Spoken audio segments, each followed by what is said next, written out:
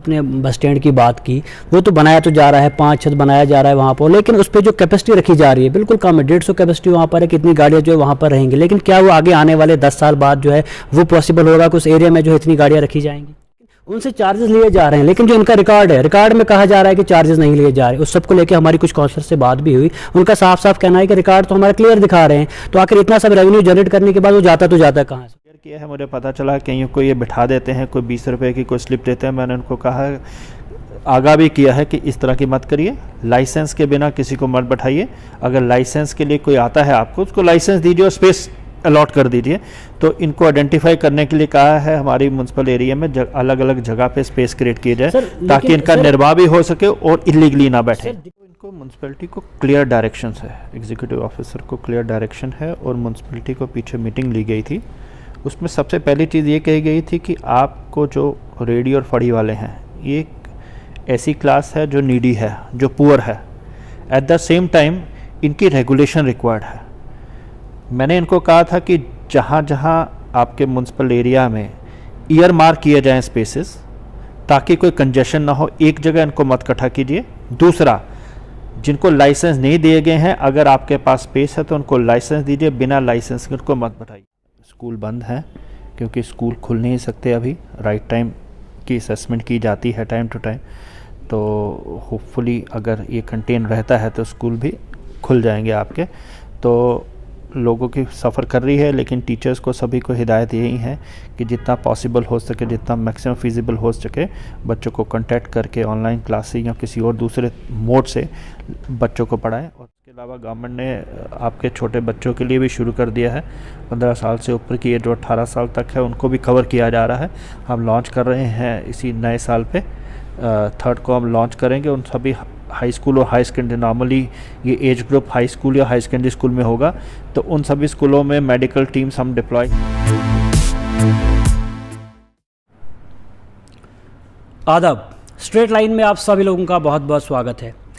आज हमारे साथ बातचीत करने के लिए जुड़े हैं डिप्टी कमिश्नर डोडा मिस्टर विकास शर्मा जी। तो इनसे जानेंगे हम डोडा को लेके कि डोडा के जो मसले मसाइल है, किस तरह डोडा में डेवलपमेंटल वर्क जो हो रही है उन पे भी बातचीत करेंगे। उसके अलावा अन्य जो भी चीज़ें होंगी इनसे बातचीत होंगी। सर, सबसे पहले स्वागत है आपका स्ट्रेट लाइन पे। Thank you very much. Sir, सबसे पहले आपसे जानना चाहूँगा कि कोविड को लेके अभी जो कंडीशंस चल रही है कि थोड़ी बहुत हालात जो है अभी ठीक है, लेकिन फिर भी टेस्टिंग जो है कंटिन्यू चल रही है, और उसी के साथ में एजुकेशन सेक्टर की अगर हम बात करें तो स्कूल्स बंद है, बच्चे काफ़ी ज़्यादा परेशान है, पेरेंट्स ज़्यादा परेशान है। इस सब को लेके सर आपका क्या कहना है?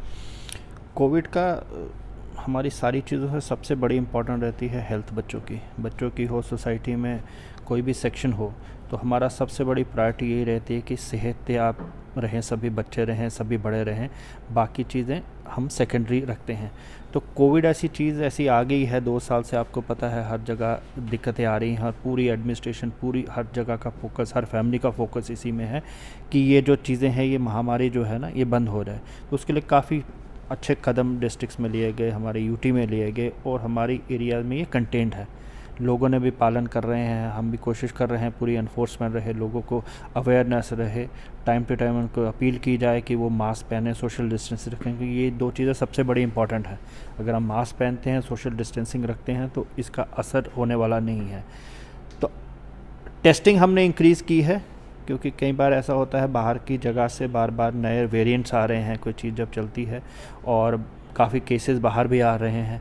तो उन चीज़ों को कंटेन करने के लिए सबसे पहली बड़ी इंपॉर्टेंट चीज़ है कि हमारी टेस्टिंग हो, टाइमली पता चल जाए अगर कोई कोविड पॉजिटिव है तो वो आइसोलेशन में जा सकता है, ताकि वो और ज़्यादा आगे ना लोगों को बीमारी फैलाए। तो उस चीज़ के लिए हमने ऐसा भी किया है कि मार्केट में भी टीमें बनाई हैं कि मास्क, खासकर जो अगर मास्क नहीं पहन रहे हैं उनसे अपील की जा रही है, क्योंकि हमारा लास्ट रिजॉर्ट रहता है कि हम फ़ाइन करें, क्योंकि हमारा वो पर्पज़ नहीं है कि किसी को ज़बरदस्ती पैसा इकट्ठा करना है या फ़ाइन इकट्ठा करना है या रेवेन्यू जनरेट करना है। फ़ाइन ऐसी चीज़ है कि जो लोगों को अपील करने के बाद लोग नहीं देते, तो उस चीज़ के लिए एनफोर्समेंट करने के लिए फ़ाइन लगाते हैं।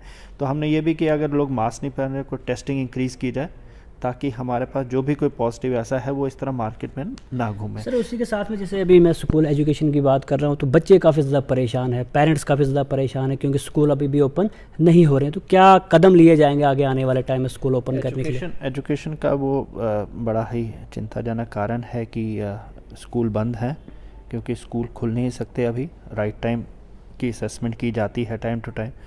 तो होपफुली अगर ये कंटेन रहता है तो स्कूल भी खुल जाएंगे आपके।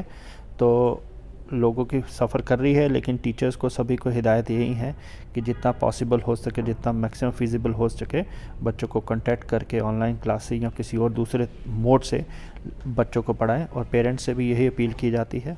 होपफुली कोशिश है आने वाले दिनों में हमारे स्कूल खुलते हैं तो उसकी जो भी कंपनसेशन होगी हमने वो डबल शिफ्ट में काम करके या जितना भी फिजिबल हो सका बच्चों की पढ़ाई में कोई दिक्कत नहीं आने देंगे। सर उसके अलावा अगर हम डोडा की बात करें तो डोडा म्यूनसिपलिटी के काफ़ी सारे इश्यूज़ हैं। तो जितने भी स्ट्रीट वेंडर्स हैं जगह जगह पे वो लगाए जाते हैं, उनसे चार्जेस भी लिए जाते हैं। लेकिन जब हमने म्यूनसिपलिटी से बात की उनका साफ साफ कहना है कि हम चार्जेस नहीं लेते हैं। लेकिन अब वेंडर्स की अगर हम बात करें तो उनसे चार्जेस लिए जाते हैं, उसी के साथ में उनको जगह भी नहीं दी जाती है। और साथ ही में बस स्टैंड का इशू भी आ रहा है, ट्रैफिक को लेके, उसी को लेके मल्टी लेवल जो है बस स्टैंड बनने को आ रहा है। लेकिन बहुत सारी दिक्कतें जो है उसमें भी आ रही है। इस सब को लेकर आपका क्या कहना है? एक तो इनको म्यूनसिपैलिटी को क्लियर डायरेक्शंस है, एग्जीक्यूटिव ऑफिसर को क्लियर डायरेक्शन है और म्यूनसिपैलिटी को पीछे मीटिंग ली गई थी। उसमें सबसे पहली चीज़ ये कही गई थी कि आपको जो रेडी और फड़ी वाले हैं ये एक ऐसी क्लास है जो नीडी है, जो पुअर है। एट द सेम टाइम इनकी रेगुलेशन रिक्वायर्ड है। मैंने इनको कहा था कि जहाँ जहाँ आपके म्यूनसिपल एरिया में ईयर मार्क किए जाएँ स्पेसेस, ताकि कोई कंजेशन ना हो, एक जगह इनको मत इकट्ठा कीजिए। दूसरा, जिनको लाइसेंस नहीं दिए गए हैं, अगर आपके पास स्पेस है तो उनको लाइसेंस दीजिए, बिना लाइसेंस के उनको मत बैठाइए।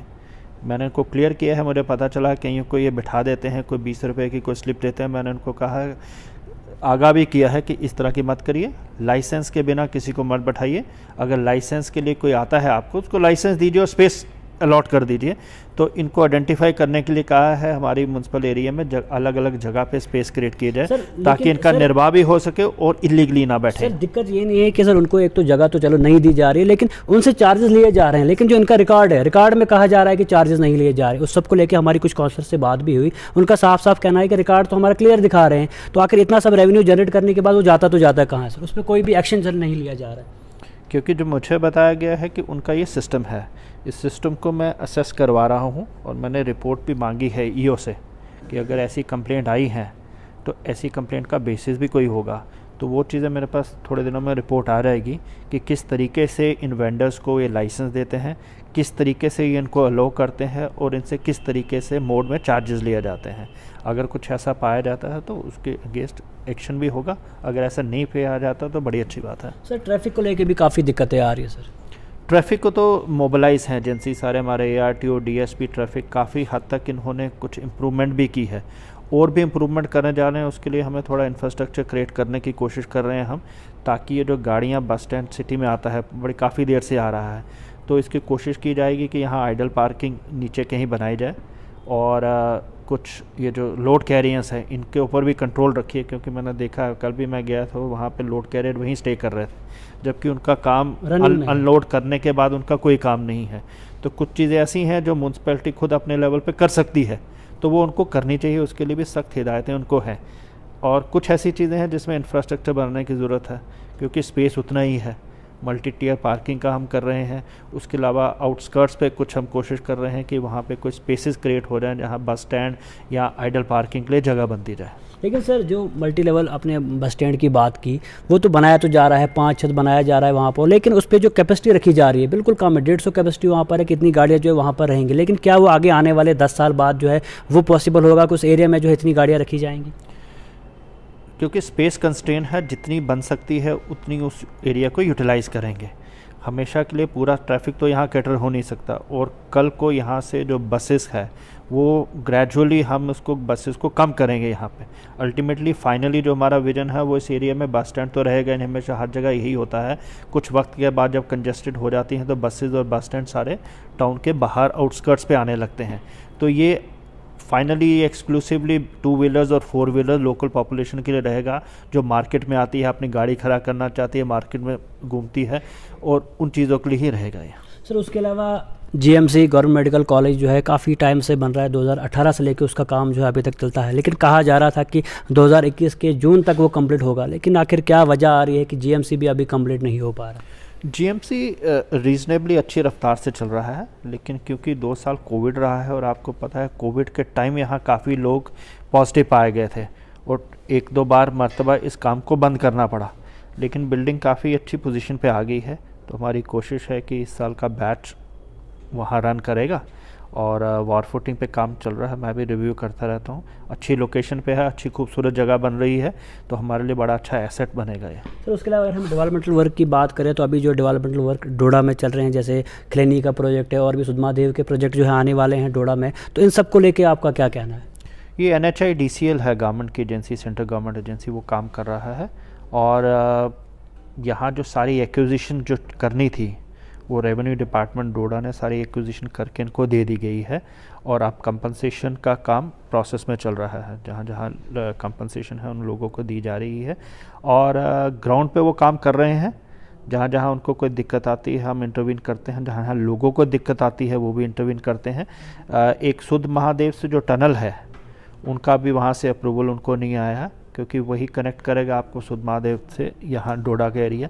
बाकी सभी एरियाज़ पे वो काम कर रहा है और हमने उनको रिक्वेस्ट भी की है, अपील भी की है और उनको कहा भी है कि ये जो ट्रैफिक से रिलेटेड कोई भी इशू है, चाहे वो थाटरी और डोडा के बीच की रोड हो या वो वाली रोड हो, हमारी जो मेन रोड है, वहाँ से ट्रैफिक इश्यूज़ ना आए, क्योंकि वो इस तरीके से मैनेज करे और वो उनके गाइडलाइंस में होता है कि ट्रैफिक को लेके कोई दिक्कत ना आनी चाहिए। और भी कोई हमारे पब्लिक से कोई ग्रीवेंसेस आती है तो उनको इमीडिएटली उनको रिड्रेसल के लिए दी जाती है। सर उसके अलावा लोकल्स की काफ़ी सारी उम्मीदें आपसे हैं, कितने प्रोजेक्ट जो हैं अभी डोडा में आ रहे हैं, लेकिन लोकल्स को जो है कम मौका दिया जा रहा है इन प्रोजेक्ट्स में काम करने का, तो इस सब को लेके आपका क्या कहना है? इनको 2-3 बार उनसे बात की है और उनसे डाटाबेस भी लिया गया है और उनको कहा भी गया है जो लोकल आपका स्किल नहीं है, जहाँ पे स्किल्ड की बात है और यहाँ अवेलेबल नहीं है फिर तो कोई बात नहीं है, लेकिन जो अनस्किल्ड है वो यहाँ पे हमारे पास मौजूद है। और उनको कहा गया है कि लोकल के एम्प्लॉयमेंट की टाइम टू टाइम उनसे डाटा भी लिया जाता है और किसी एरिया में अगर काम हो रहा है वहाँ का लोकल नहीं अप्लाई कर रहे हैं तो आप लोग हमें बता सकते हैं कि इस एरिया में काम चल रहा है लेकिन लोकल की बजाय बाहर से लोग आ रहे हैं। सर उसके अलावा आपने बात की सर पुलडोडा से लेकर प्रेमनगर का जो एरिया है वहाँ पर काम तो चल रहा है, नेशनल हाईवे वहाँ पर काम कर रही है, लेकिन जो उनकी डंपिंग साइट्स है उन साइट्स को बिना उन जगहों पे जो है जितना भी मटेरियल डंप नहीं कर पा रहे और वो बिल्कुल चिनाब के पास जो है वो सारा मटेरियल जो है डंप कर रहे हैं, तो इस सब को लेकर किस तरह के कदम उठाए जाएँ? डंपिंग के लिए इन सभी एजेंसीज़ का तरीकाकार ये होता है कि उनको हमें अप्लाई करना होता है कि डंपिंग प्लेसेस हम अप्रूव करते हैं। उनके यहाँ से जो भी डंपिंग प्लेसेस हमारे पास आए हैं, जहाँ जहाँ फिजिबल है और जहाँ जहाँ लॉ परमिट करता है, उनको हमने NOC दे दी है, वो डेजिग्नेटेड प्लेसेस हैं। अगर उन प्लेसेस के अलावा कहीं डंपिंग हो रही है तो वो इलीगल है, वो उनको करना नहीं चाहिए। अगर मेरे पास जो भी शिकायत आती है उनको भेज दी जाती है, मैं एक बार फिर रिव्यू कर लेंगे और आपके माध्यम से भी अगर मुझे कहीं पता चलता है तो उनको स्ट्रिक्टली उस चीज़ को इन्फोर्स करवाएंगे, तो उनसे भी जवाबदेही लेंगे कि क्यों ऐसी जगह पे कर रहे हैं जहाँ पे उनका। क्योंकि सर हमने बार बार स्टोरी की वहाँ पर, बिल्कुल आप देख सकते हैं कि जितना भी डंप उनने मटेरियल किया है बिल्कुल चिनाब में सारा मटेरियल जा रहा है, जिसको लेके चिनाब में भी कहीं ना कहीं आगे आने वाले टाइम में दिक्कतें होंगी, तो कहीं ना कहीं इस पर रोक लगाई जाएगी। बिल्कुल रोक लगाई जाएगी और डाटा इकट्ठा करेंगे। इनफैक्ट हम थोड़ा सा असेसमेंट करवा लेंगे, अगर वो कंटिन्यू कर रहे हैं कहीं जगह पे तो एक तो इमीडिएटली बंद करेंगे और हो सके तो हम कंपनसेशन भी करवाएंगे कि अगर कोई वाटर बॉडी को इन्होंने ख़राब किया है, कोई ऐसी जगह पर किसी का घर ख़राब किया है, किसी की लैंड इलीगली ऑक्यूपाई की है या डंपिंग की है, तो उसके लिए बाकी कार्रवाई भी की जाएगी। तो आखिर में सर किस तरह का मैसेज आपका रहेगा? अभी भी कुछ लोग जो है मतलब यानी वैक्सीनेट अभी नहीं है, वैक्सीनेशन अभी नहीं करा रहे हैं, अभी भी उनको डर है कि कहीं ना कहीं वैक्सीनेशन से कोई ना कोई खतरा जो है हम लोगों को है, तो किस तरह का मैसेज आखिर में? हमारे यहाँ अभी तो 18 से ऊपर की तो वैक्सीनेशन चल रही है और उसमें बड़े कम लोग बचे हैं जो रह गए हैं, लेकिन उन सभी से अपील की जा रही है कि वो आके कांटेक्ट कर लें। अगर कोई घर में कोई मरीज़ है या आ नहीं पाता तो हमें बताएं, CMO साहब को बताएं, ताकि उनका वैक्सीनेशन उनके घर में ही हो जाए, क्योंकि हमने डोर टू डोर भी बड़ी कैंपेन की है, जहाँ कोई दिक्कत आती है वहाँ कर लें। उसके अलावा गवर्नमेंट ने आपके छोटे बच्चों के लिए भी शुरू कर दिया है, 15 साल से ऊपर की, जो 18 साल तक है उनको भी कवर किया जा रहा है। हम लॉन्च कर रहे हैं इसी नए साल पे, 3rd को हम लॉन्च करेंगे। उन सभी हाई स्कूल और हाई सेकेंडरी, नॉर्मली ये एज ग्रुप हाई स्कूल या हाई सेकेंडरी स्कूल में होगा, तो उन सभी स्कूलों में मेडिकल टीम्स हम डिप्लॉय कर दी हुई हैं और मेरे ख्याल से जनवरी के महीने में अगर सभी लोग ताबुन दें और सभी लोग सामने आएँ तो मुझे लगता है जनवरी के महीने में भी हम पूरी पॉपुलेशन को बच्चों की कर देंगे। उनसे मेरी अपील है कि जिस तरह बड़े लोगों ने 18 से ऊपर वालों ने सीनियर सिटीजन्स ने आगे आए हैं और अपने आप को वैक्सीनेट किया और प्रोटेक्ट हुआ है, उसी तरीके से हमें अपने बच्चों को भी प्रोटेक्ट करवाना है। सर उसके अलावा नया साल आ रहा है, तो नए साल पे किस तरह का मैसेज आपका डोडा वासियों के लिए खासतौर पर नए रहेगा? साल में मैं सभी को शुभकामनाएं देता हूँ मेरी तरफ से। आप सभी लोग सेहतयाब रहें, जो जिस तरीके से उनकी लाइफ में एक्टिविटीज़ चल रही हैं उस चीज़ में प्रॉस्पर करें, और ये जिस तरह की चीज़ें अनहोनी चीज़ें हमारे यहाँ कोविड की और बाकी चीज़ें आई हैं, ये चीज़ें आने वाले साल में ख़त्म हो जाएं ताकि हमारी इकोनॉमिक एक्टिविटीज़ और ज़्यादा रफ्तार से बढ़ें। तो मैं इसके सभी को शुभकामनाएं देता हूं। आप सभी को हैप्पी न्यू ईयर। शुक्रिया। तो आप देख सकते थे हमारे साथ जुड़े थे डिप्टी कमिश्नर डोडा, इनका साफ साफ यही कहना था और नए साल की भी मुबारकबाद उन्होंने सबको दी, और साथ में जो भी अभी तक कोविड जिनने भी वैक्सीनेशन नहीं कराई है उनसे भी उम्मीद और तवक्का यही है कि वो वैक्सीनेशन कराए, और क्योंकि कोविड के साथ साथ अगर वो पूरा वैक्सीनेटेड होंगे तो उम्मीद है कि कोविड जो है डोडा में दोबारा नहीं आएगा, पूरे हिंदुस्तान में दोबारा नहीं आएगा। तो इसी के साथ दीजिए इजाज़त और जुड़ते रहे स्ट्रेट लाइन के साथ।